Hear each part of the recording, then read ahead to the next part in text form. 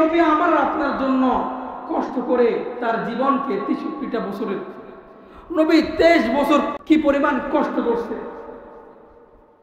নবী রাত্রে যখন কান্না শুরু করত, মেরে মোহতারাম, কান্না করতে করতে উম্মতের জন্য কান্না করতে করতে ফজরের আযান দিয়ে দিত। নবী এই উম্মতের জন্য কষ্ট করতে যখন উহুদের ময়দানে গেল, নবীর দান শহীদ হয়ে গেল। নবী উম্মতের জন্য, উম্মতের এই ইসলামকে, ঈমানি এই ইসলামকে, রীতিনীতিকে ঠিক রাখার জন্য তার শরীর থেকে রক্ত ঝরিয়ে এমন অবস্থা হয়ে গেছে, শরীরের জুতা মিলে গেছে। নবীজি সাল্লাল্লাহু আলাইহি ওয়াসাল্লাম বলে 3 মাস পর্যন্ত তার চুলার মধ্যে আগুন জ্বলে নাই।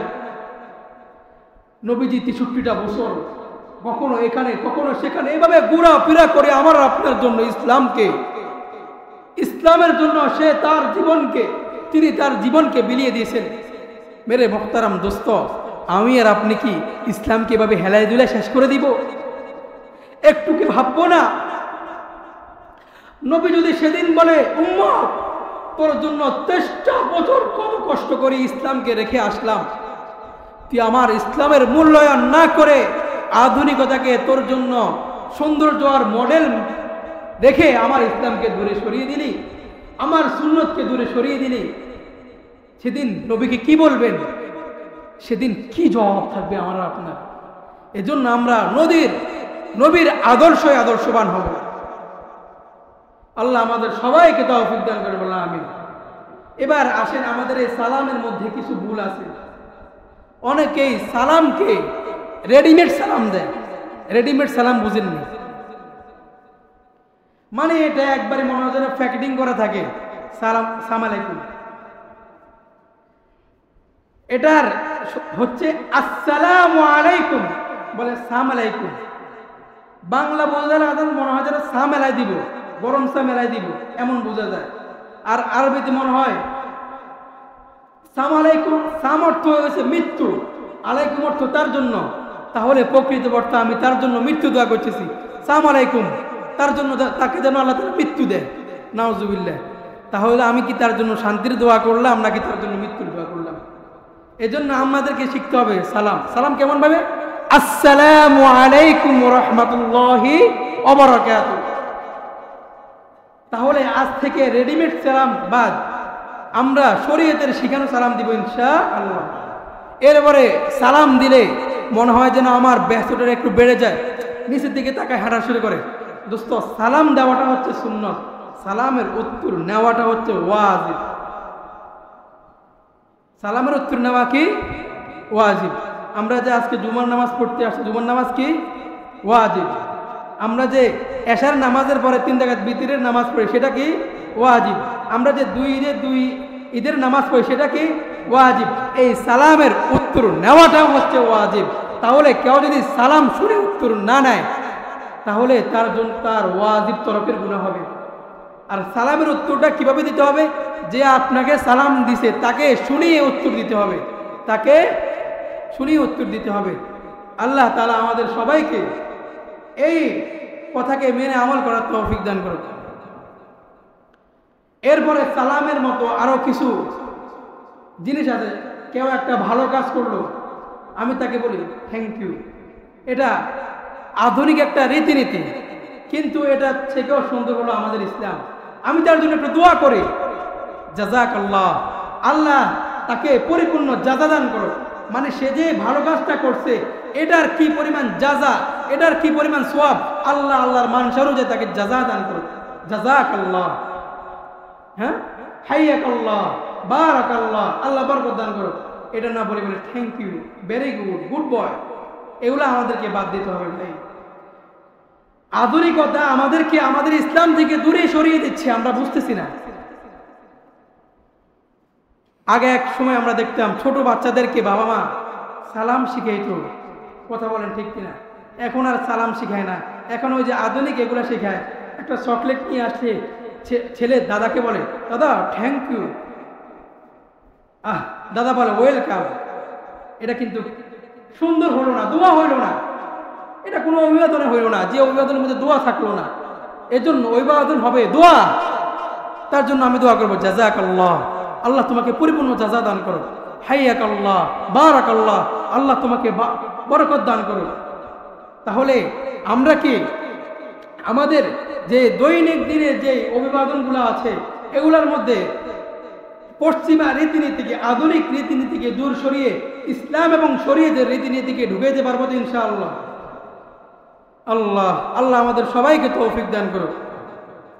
এটার মধ্যে সুন্দর শান্তি, এজন্য আমাদেরকে ইসলামিক এই রীতিনীতি শিক্ষা করা দরকার। এরপরে আসেন, এই যে সালাম আমি আপনি দিব, সালাম এমন অবস্থায় দিলাম, আমরা অনেকে কি করে হিন্দু ভাইদেরকে সালাম দেয়। হিন্দু ভাইদেরকে সালাম দেওয়া জায়েজ নাই, শরীয়ত সম্মত নয়। তবে শরীয়ত অনুমোদন দেয় তখন যখন মনে করেন আপনি এক জায়গায় চাকরি করতেছেন, এখন তাকে যদি সালাম না করেন তাহলে সে একটু রাগ করবে। আবার অনেকে মোহাব্বতের খাতিরে হিন্দু ভাইকে বলে নমস্কার, এটাও শরীয়ত নিষেধ করছে। কারণ নমস্কার এটা তাদের রীতিনীতি, তাদের রীতিনীতি, আমাদের ইসলামের রীতিনীতি।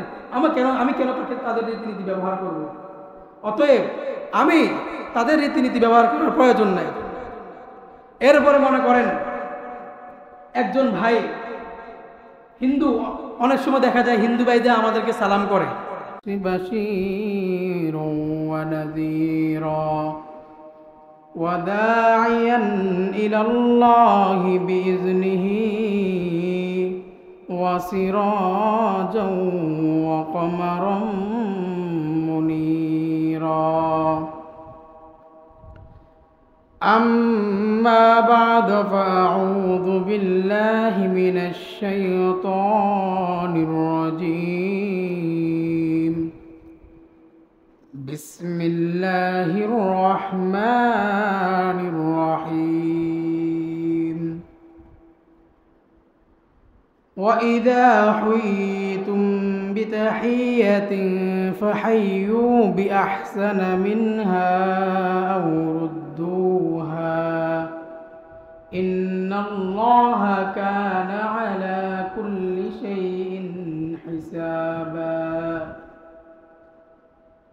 وقال النبي صلى الله عليه وسلم البادئ بالسلام بريء من الكبر أو كما قال النبي صلى الله عليه وسلم.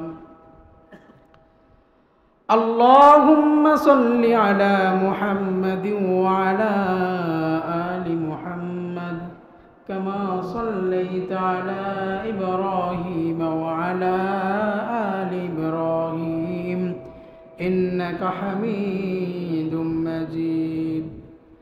اللهم بارك على محمد وعلى آل محمد كما باركت على إبراهيم وعلى آل إبراهيم إنك حميد مجيد. আলহামদুলিল্লাহ।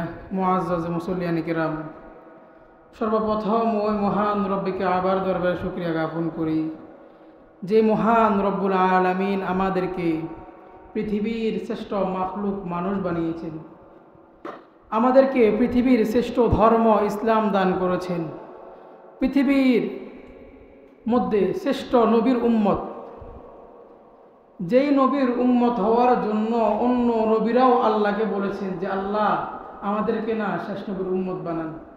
তো আল্লাহ তাদের মধ্য থেকে শুধুই মাত্র হযরত ঈসা আলাইহিস সালাতু ওয়াস সালামকে কবুল করছেন। তাহলে আমি আপনারা যে বিশ্বনবীর উম্মত হতে পেরেছি এটা কি নিয়ামত নয়? এজন্য আল্লাহ তাআলার দরবারে আমরা অন্তরে অন্তরস্থল থেকে শুকরিয়া আদায় করে যিনি আমাদেরকে আজকের এই মোবারক দিনে জুমার নামাজ আদায়ের লক্ষ্যে আগে আগে মসজিদে আসার তৌফিক দান করেছেন। এজন্য আমরা আমাদের হৃদয়ের সবটুকুন ভালোবাসাকে উজাড় করে, শরীরের সবটুকুন ভালোবাসাকে মিল করে রব্বে কাবার শিখানো কালিমাতু শুকরিয়া আদায় করে বলি আলহামদুলিল্লাহ। জুমার দিন যখন মুয়াজ্জিন সাহেব আজান করে আজানের পরে আল্লাহর পক্ষ থেকে দুইজন ফেরেশতা মসজিদের গেটে এসে দাঁড়ায়। একজন খাতা নিয়ে দাঁড়ায়, আরেকজন কলম নিয়ে দাঁড়ায়। যে প্রথমে মসজিদে আসে তার জন্য তারা একটা উটকে আল্লাহর রাস্তা কোরবানি দেওয়ার সওয়াব লিখে। এরপরে যে আসে তার জন্য একটা গাভী, এরপরে একটা গরু, বকরি, এভাবে ক্রমান্বয়ে নিচের দিকে যেতে থাকে। তো আমরা যারা আগে আগে আসছি আমরা তো অনেক সওয়াবের ভাগীদার হয়ে গেছি আলহামদুলিল্লাহ। আমরা বলবো এখনো পর্যন্ত যে সমস্ত ভাইরে ঘোরাফেরা করতেছেন মসজিদে চলে আসি। আল্লাহ পাক রব্বুল আলামিন আমাদের সবাইকে আগে আগে মসজিদে এসে কিছু দিনই কথা শোনার তৌফিক দান করেন, বলেন আমিন। আমি খুতবার মধ্যে কোরআনে কারীমের অসংখ্য আয়াত থেকে একটা আয়াত তেলাওয়াত করেছি। নবী করিম সাল্লাল্লাহু আলাইহি ওয়াসাল্লামের হাদিসে, অগণিত আহাদিসে মুবারাকা থেকে একখানা হাদিস তেলাওয়াত করেছি। নির্ধারিত সময়ের মধ্যে উক্ত হাদিস এবং আয়াতের উপরে কিছু মুযাকারা করব ইনশাআল্লাহ। উক্ত আয়াত এবং হাদিসের মূল আলোচ্য বিষয় হলো সালাম। সালাম এটি হচ্ছে একজন মুমিনের অভিবাদন, মুসলমানের রীতিনীতি। এটা কোত্থেকে সূচনা হলো আগে সেটা জানি।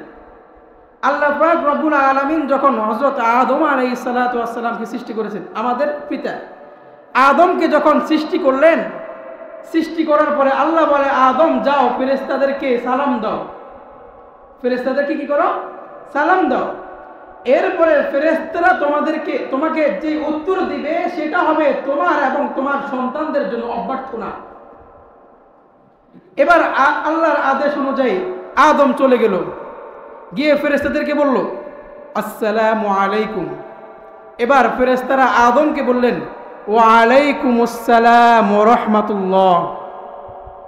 ফেরেশতাদের উত্তর আর আদমের সালামের মধ্যে একটা পার্থক্য আছে। আদম বলল আপনাদের উপরে শান্তি বর্ষিত হোক, ফেরেশতারা বলল আপনার উপরে শান্তি বর্ষিত হোক এবং আল্লাহর রহমত বর্ষিত হোক। এখান থেকে মুহাদ্দিসিনে কিরাম বলেন যে আমরা যখন কাউকে সালাম দিব বা কেউ যদি আমাকে সালাম করে, তো আমরা যখন তার সালামের জবাব দিব এটাকে আমরা একটু বাড়ায়া দিব, অন্যথায় এটার সমপরিমাণ রাখবো। এটাকে আল্লাহ তাআলা আয়াতের মধ্যেই বলতেছেন, وَإِذَا حُيِّيتُم بِتَحِيَّةٍ فَحَيُّوا بِأَحْسَنَ مِنْهَا أَوْ رُدُّوهَا। আল্লাহ তাআলা বলে তোমাদেরকে যখন কেউ সালাম করে, সালাম দেয়, তখন তোমরা তাকে একটু বাড়িয়ে দাও, তোমাদের উত্তরটা একটু বাড়িয়ে দাও, অন্যথায় সে যতটুকু বলছে অতটুকু করো। কেমন? এটার ব্যাখ্যা হচ্ছে, কেউ আপনাকে বলেছে আসসালামু আলাইকুম, আপনি উত্তর দিবেন কিভাবে? ওয়া আলাইকুমুস সালাম ওয়া রাহমাতুল্লাহ। কেউ সালাম দিল আসসালামু আলাইকুম ওয়া রাহমাতুল্লাহ, আপনি উত্তর দিবেন ওয়া আলাইকুমুস সালাম ওয়া রাহমাতুল্লাহি ওয়া বারাকাতুহু। তাহলে রাসূল করিম সাল্লাল্লাহু আলাইহি ওয়াসাল্লামের এই সালামের শিক্ষা আমরা গ্রহণ করব তো ইনশাআল্লাহ। আল্লাহ তাআলা আমাদের সবাইকে সালামকে গ্রহণ করার তৌফিক দান করুন। নবীজি সাল্লাল্লাহু আলাইহি ওয়াসাল্লাম হাদিসের মধ্যে বলেন, মুসলিম শরীফের হাদিস, হকুল মুসলিমি আলাল মুসলিমি সিত্তুন। একজন মুসলমানের উপরে আরেকজন মুসলমানের হক হলো 6টি জিনিস।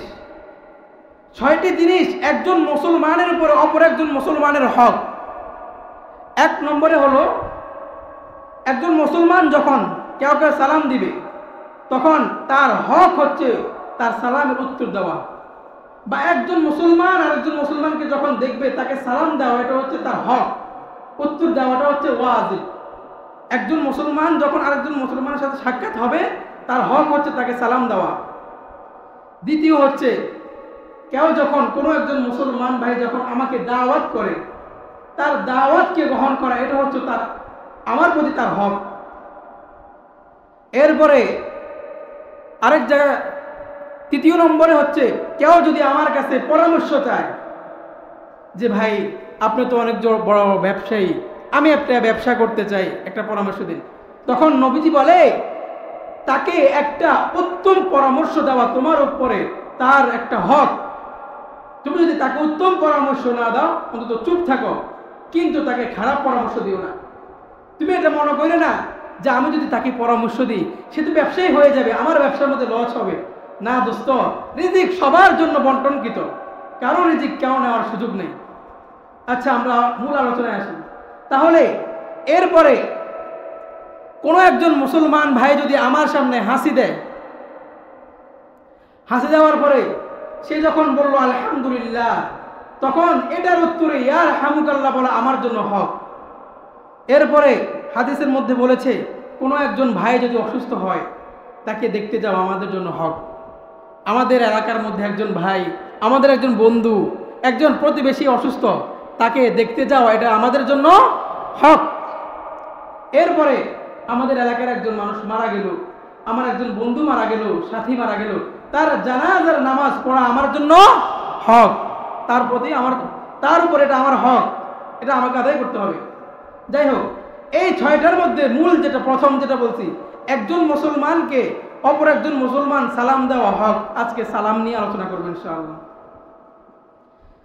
আল্লাহ, এই সালাম দিলে কি ফায়দা?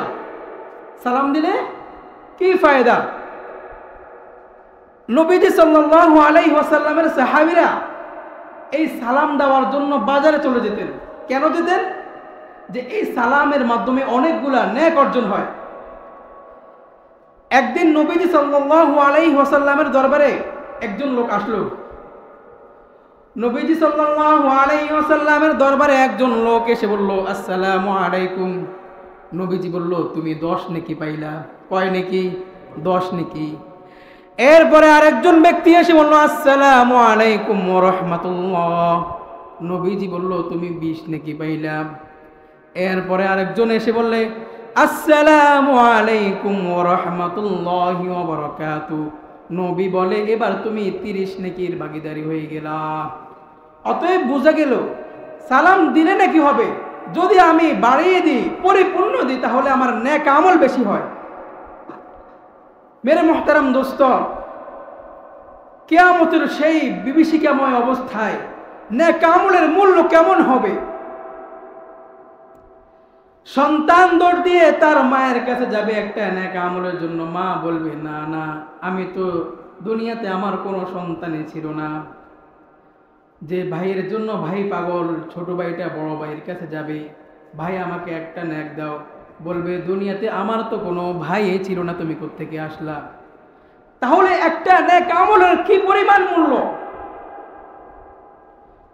কোরআনের মধ্যে আল্লাহ বলেন, ইয়াউমা ইয়াফিরুল মারউ মিন আখি ওয়া উম্মিহি ওয়া আবি ওয়া সাহিবাতিহি ওয়া বানি। আরে সেদিন মা সন্তানকে পরিচয় দিবে না, ভাই ভাইকে পরিচয় দিবে না, বন্ধু বন্ধুকে পরিচয় দিবে না, স্ত্রী স্বামীকে পরিচয় দিবে না। একটা নেক আমল যদি দেওয়া লাগে, একটা নেক আমলের দাম কেমন হবে? বলে গোটা দুনিয়া বিক্রি করলেও একটা নেক আমল পাওয়া যাবে না। এই সালামের মাধ্যমে নেক আমল অর্জন হয়, এই সালামের মাধ্যমে নেক অর্জন হয়। দোস্ত, সাহাবায়ে কেরাম বাজারে যাইতেন। বাজারটা হলো অনেক নিকৃষ্ট জায়গা রাসূলের হাদিসের ভাষ্য অনুযায়ী। কিন্তু দোস্ত, সাহাবায়ে কেরাম বাজারে চলে যেতেন সকালবেলা, কারণ বাজারে অনেক লোক হয়। নবীজির একজন সাহাবী বলে, আমি সকালবেলা চলে যেতাম, এক পাশে দিয়ে সালাম করতে করতে করতে আবার সন্ধ্যাবেলা ফিরে আসতাম। হায়রে, বাজারে না অনেক লোক, অনেক লোককে সালাম দিতাম, আমি অনেক নেকির ভাগীদারি হয়ে যেতাম। তাহলে সালামের 1 নম্বর ফজিলত হলো এটা, তার অনেক নেক আমল বৃদ্ধি পায়। তাহলে আমরা সালাম দিব তো ইনশাআল্লাহ? সালামের প্রসার করবো তো ইনশাআল্লাহ? নবীজি সাল্লাল্লাহু আলাইহি ওয়াসাল্লাম হাদিসের মধ্যে বলেন, আল বাদিউ বিস সালাম বারিউম মিনাল কিবির।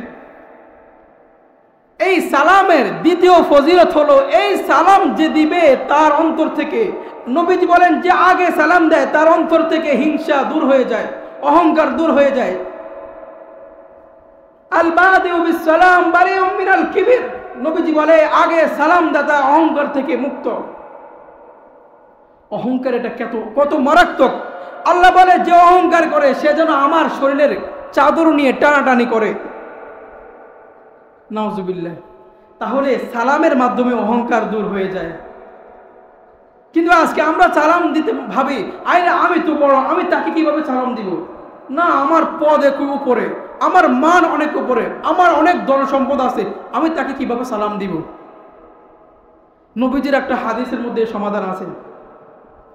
নবীজি সাল্লাল্লাহু আলাইহি ওয়াসাল্লামের একজন সাহাবী বলেন, আন আনাস রাদিয়াল্লাহু তাআলা আনহু قال قال আমার রাসূলুল্লাহ সাল্লাল্লাহু আলাইহি ওয়াসাল্লাম আলা গিলমানিন ফাসাল্লিম আলাইহিম।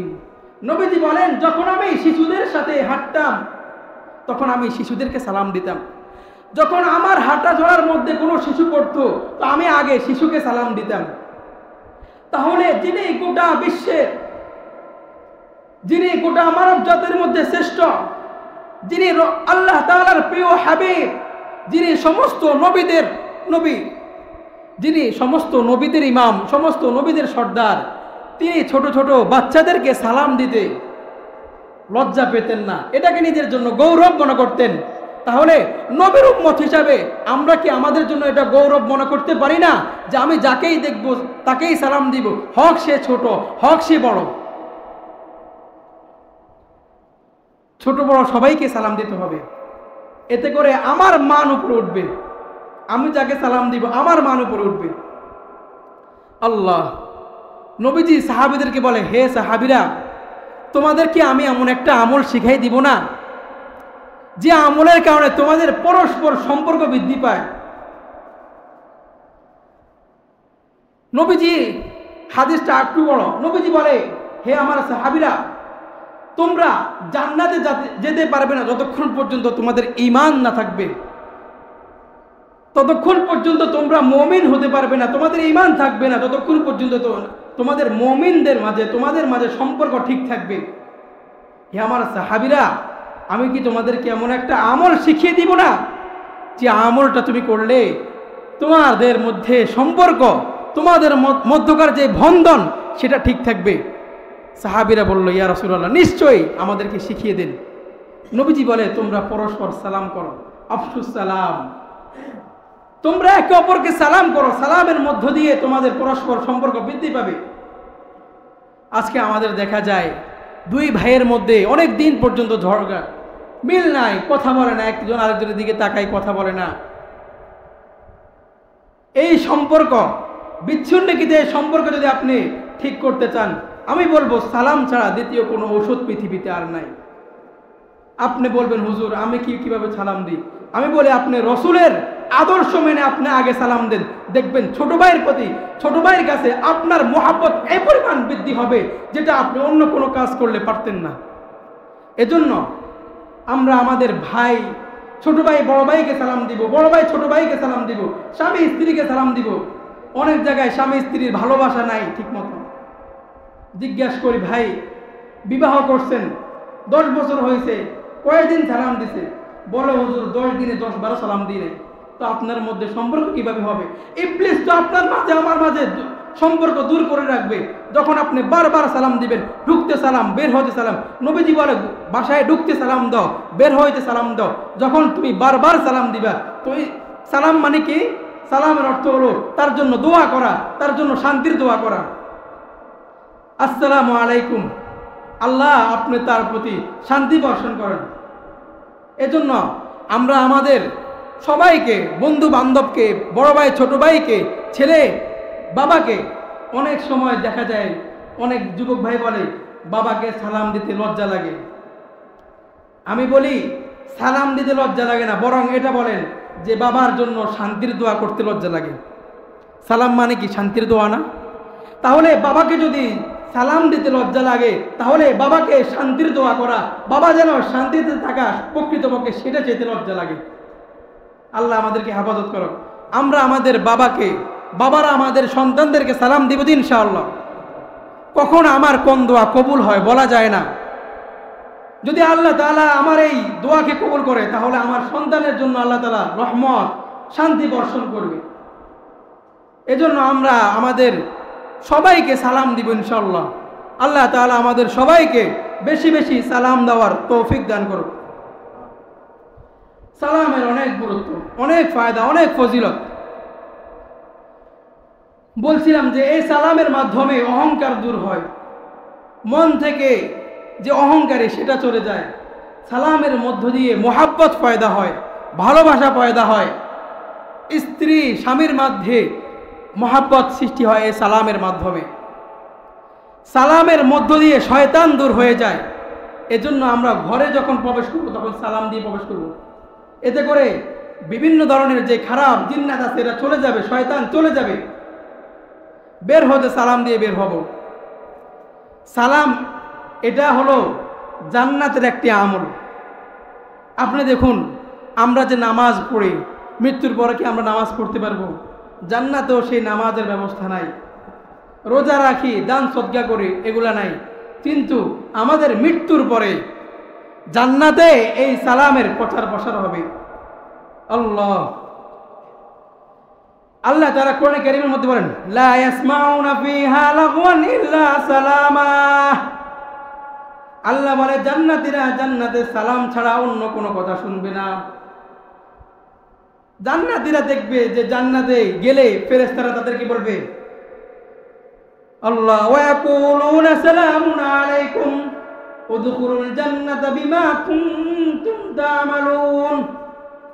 ফেরেশতারা বলবে, তুমি যে দুনিয়াতে ভালো কাজ করেছো, প্রথম সালাম দিবে। ওয়া ইয়াকুলুনা সালামুন আলাইকুম, সালাম দিয়ে বলবে, তুমি না দুনিয়াতে অনেক নেক আমল করেছো, অনেক ভালো কাজ করেছো, আজকে তোমার সেই ভালো কাজের বিনিময়ে তোমার জন্য জান্নাত। উদখুলুল জান্নাহ, তুমি জান্নাতে প্রবেশ করো। তাহলে আমাকে জান্নাতে প্রবেশ করার পূর্বে অভিবাদন জানাবে কিসের মাধ্যমে? সালামের মাধ্যমে। তাহলে এই সালাম এটা জান্নাতে একটা আমল, জান্নাতের একটা পরিভাষা। আল্লাহ জান্নাতীরা যখন জান্নাতে ঢুকবে তাদেরকে অভ্যর্থনা জানানোর জন্য ফেরেশতারা দাঁড়িয়ে থাকবে। ফেরেশতারা দাঁড়িয়ে দাঁড়িয়ে তাদেরকে সালাম করবে আর ডাকবে, সালাম করবে আর ডাকবে জান্নাতের দিকে। এর চেয়ে বড় আরেকটা মজার বিষয় হলো, আল্লাহ তাআলা জান্নাতে যখন আমরা চলে যাব, জান্নাতের নাজ নিয়ামত ভোগ করতে থাকবো, এমত অবস্থায় দেখব হঠাৎ করে একটা নূরের ঝলক আসছে। উপরের দিকে তাকিয়ে দেখব আমাদের মহান প্রভু, মহান রব, মহান সত্তা আল্লাহ তাআলা আমাদেরকে আমাদের সাথে সাক্ষাৎ করার জন্য আসছে। আর আল্লাহ বলবে, আসসালামু আলাইকুম ইয়া আহলাল জান্নাহ, হে জান্নাতবাসী তোমাদের প্রতি সালাম। তাহলে আল্লাহ যে জান্নাতের মধ্যে আমাদের জন্য সালাম ব্যবহার করবে, এই সালামের গুরুত্ব আর তাৎপর্য কত বেশি, এটা আর বলার অপেক্ষা রাখে না। আল্লাহ এজন্য আমাদেরকে বেশি বেশি সালামের প্রসার করা। আমি একজন মুসলিম হিসেবে, মুসলিমের রীতিনীতি হচ্ছে ইসলাম, নবীর সুন্নাহ। এখন তো আমরা পশ্চিমা রীতিনীতিকে আমাদের জন্য একটা নতুন, আমরা মনে করি এটাই হচ্ছে সৌন্দর্য, মনে করি এটা হচ্ছে আধুনিকতার ছোঁয়া। আল্লাহ এখন আমরা একজন আরেকজনকে দেখলে বলি হাই, হ্যালো, হ্যাঁ, কিন্তু এটা তো কোনো ইসলাম, একজন মুমিন মুসলমানের রীতিনীতি এটা হতে পারে না। মুসলমান একজন মুমিনকে দেখলে সে সালাম করবে। আরে হাই আর হ্যালো বলার দ্বারা তো আমি তার কাছে শান্তির আশা করি নাই, রবের কাছে তার শান্তির জন্য দোয়াও করি নাই, কিন্তু সালামের মাধ্যমে অনেকদিন পরে বন্ধুর জন্য সাথে দেখা হলো, বললাম আসসালামু আলাইকুম, আল্লাহ তার প্রতি শান্তি বর্ষণ করেন, এটা তো হচ্ছে তার জন্য দোয়া, বড় পাওয়া। কিন্তু এখন আমরা মনে করি সালাম দিলে কেমন কেমন লাগে, এটা বললে মনে হয় যেন একটা আধুনিকতা আসে না। দোস্ত, আধুনিকতার ছোঁয়া আমাকে আমার ইসলাম থেকে দূরে সরিয়ে দিচ্ছে। আমার ইসলাম থেকে, আমার সুন্নত থেকে, নবীর আদর্শ থেকে যেন কোনো আধুনিকতা আমাকে দূরে না সরায়। আল্লাহ তাআলা আমাদের সবাইকে ইসলামকে পরিপূর্ণ ধরে রাখার, সুন্নতকে পরিপূর্ণ ধরে রাখার তৌফিক দান করুন। আর নবী বলে যে আমার সুন্নতকে ধরে রাখবে, মান আহাব্বা সুন্নতি, যে আমার সুন্নতকে ভালোবাসবে, আঁকড়িয়ে ধরবে, ফাকাদ আহাব্বালি, আমি তাকে ভালোবাসবো। ওয়ামান আহাব্বালি, আর আমি যাকে ভালোবাসবো, কানা মাই ফিল জান্নাহ, সে জান্নাতে আমার সাথে থাকবে, সে জান্নাতে আমার সাথে থাকবে। তাহলে আমরা কি নবীর সুন্নতকে আঁকড়িয়ে ধরতে রাজি নাকি পশ্চিমা রীতিনীতিকে আঁকড়িয়ে ধরতে রাজি? নবীর সুন্নতকে আঁকড়িয়ে ধরব। জিন্দু ভাই আমাকে সালাম করে, তখন আমরা উত্তর কিভাবে দিব? ওয়া আলাইকা বলবো, ঠিক আছে? ওয়া আলাইকা, যে তুমি যে দোয়া করছো এটা তোমার উপরও বর্ষিত হোক। কথা বুঝে আসছে? যাই হোক, এভাবে আরো বিভিন্ন সময় আছে। দেখা যাচ্ছে আমরা অনেক সময় দেখা করি, বন্ধুর সাথে দেখা হয়, বন্ধুর সাথে দেখা হয় বলি, বন্ধু বাড়িতে গিয়ে বাবাকে আমার সালাম বলিও। ফতুয়ায় স্বামীর মধ্যে বলে এটা না জায়েজ। বাবাকে সালাম দেওয়ার প্রয়োজন নাই, ভাইকে ভালো করে সালাম দেন। আবার অনেক সময় আমরা এরকম দেখা যায় বন্ধুকে বলি, বা এলাকাতে যখন হাঁটি, এলাকার কোনো পুরুষ কোনো একজন যুবতীকে যার সাথে দেখা দেওয়া না যায় তাকে সালাম দিতে পারবে না। আবার কোনো যুবতী নারী কোনো একজন মানুষকে, অর্থাৎ কোনো একজন পুরুষকে যার সাথে তার দেখা দেওয়া না যায় তাকে সালাম দিতে পারবে না। এজন্য আমরা মা বোনরাও এটা মাথায় রাখবো, যাদের সাথে আমাদের দেখা দেওয়া না যায় তাদেরকে আমরা সালাম দিব না। আমাদেরকে জানতে হবে যে আমাদের মহিলাদের কথাটাও হচ্ছে পর্দা। যাই হোক, একটু বলিনি, আমরা অনেক সময় দেখি যে মহিলাদের আওয়াজ বাইরের দরওয়াজা থেকে শোনা যায়। আমি আমার মা বোনদেরকে বলবো, আপনাদের এই কথাটা হলো পর্দা। যদি আপনার এই আওয়াজ কোনো একজন নারী শুনে, কোনো একজন পুরুষ শুনে, এটা হচ্ছে আপনার জন্য গুনার কারণ, জাহান্নামে যাওয়ার কারণ। এজন্য আমরা সব সময় এটা মাথায় রাখবো, যাতে করে আমাদের পর্দা লঙ্ঘন না হয়। পর্দা এটা হচ্ছে একজন নারীর প্রতি ফরজ। 5 ওয়াক্ত নামাজ যেমন ফরজ, পর্দা ঠিক রাখা একজন নারীর জন্য ফরজ। মহিলার অনেক সময় দেখা যায় বলে, আরে বেটা তোরা ছোটবেলা থেকে আমি দেখছি, ছোট দেখা থেকে পালি পুলি বড় করছি, এখন কিসের পর্দা দেখাস? না, এটা হবে না। শরীয়ত কারোর জন্য ঠিক নাই। শরীয়তের যে নিয়ম সে নিয়ম আমাকে মানতে হবে, আমার মন গড়া নিয়ম শরীয়ত মানবে না। যাই হোক, প্রাসঙ্গিক বলে নিলাম, আমাদের মা বোনরা পর্দার দিকে লক্ষ্য রাখবেন। যাই হোক, তাহলে আমরা আজকে আলোচনা করছি কি, সালাম একজন মুসলমানের উপরে অপর একজন মুসলমানের হক কি সালাম দেওয়া। সালামের মাধ্যমে কি অর্জন হয়? নেকি অর্জন হয়। সাহাবায়ে কেরাম এই নেকি অর্জন করার জন্য, বৃহত্তরভাবে নেকি অর্জন করার জন্য কোথায় যেতেন? বাজারে চলে যেতেন, যাতে করে যার সাথে দেখা হয় তাকে সালাম দিতেন, যার সাথে দেখা হয় তাকে সালাম দিতেন, যাতে করে অনেক নেক আমলের মালিক হয়ে যেতেন। এরপরে সালাম দিলে অহংকার থেকে মুক্ত হওয়া যায়, অহংকার থেকে মুক্ত হওয়া যায়। এরপরে আবার আরেকটা ফজিলত পেলাম, সালাম দিলে আমাদের পরস্পরের মধ্যে সম্পর্ক ঠিক থাকে, মুহাব্বত বৃদ্ধি পায়।